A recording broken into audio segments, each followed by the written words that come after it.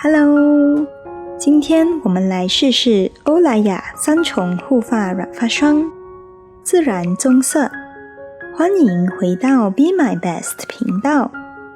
这是我目前的头发状态，之前染过色的头顶部分开始长出新的自然发色，而发尾是黄金色的，这次选择染成深色。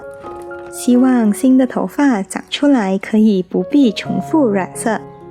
一小盒里面包含护发软发霜、温和护发洗发露和1瓶滋养发膜。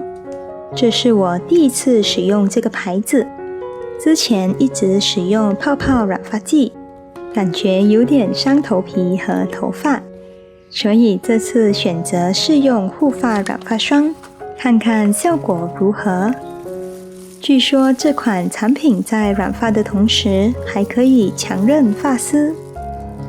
戴上配置的手套，将所有 1A 软发膏挤入1B 的瓶中，旋紧瓶盖后摇晃瓶身直到完全混合，再将染发剂套上专用上色梳。第一次使用有点小紧张，希望不会翻车，呵呵。开始把染发剂涂抹在头发分界线处和头顶部位，使用色梳往下梳，另外一边重复一样的步骤。怎么感觉这个梳子有点难以涂抹均匀，染发膏还一直往下流。自己在家染发还是泡泡染发剂比较方便一些。后脑勺部分也是重复一样的步骤，从上往下梳，看不见的地方多梳几遍，确保颜色均匀。头顶部分涂完就可以开始涂抹发尾的部分。是不是染发膏不太够了？我的头发是属于比较稀少的，而且还这么短，不可能不够吧？看来长头发的姐妹们可能需要购买2盒。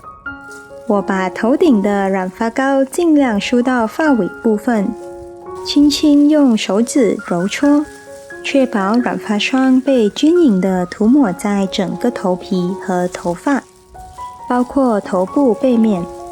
这款染发霜没有提供披肩和头套，所以接触到皮肤的部分要尽快用清水冲洗干净。接着耐心等待30分钟。这款的确比较温和，头顶部分不会发热，也没有造成发痒的迹象。30分钟后用清水冲洗一遍，再使用配给的洗发露重复清洗2遍，最后充分涂抹所配给的修护发膜，停留3分钟后才冲洗干净。我挺喜欢这瓶发膜的，头发短，只用了这么一点点，剩余的留着每个星期使用1次，可以深度滋养秀发。使用之后的整体感受是，欧莱雅软发霜比较温和，且有效覆盖之前的金黄色发尾，只是感觉有点深。购买的是棕色，但是染出来的效果更偏向黑色。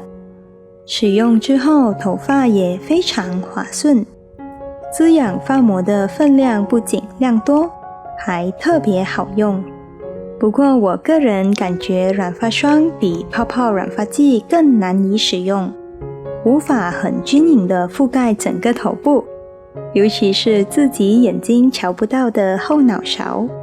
这次染发的结果是后面头发明显还保留一些金黄色，但是这个效果还真不错，有点像高光染，呵呵。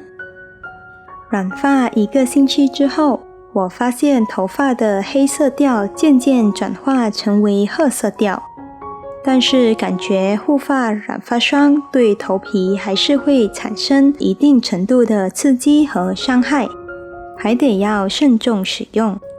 大家有染发的建议吗？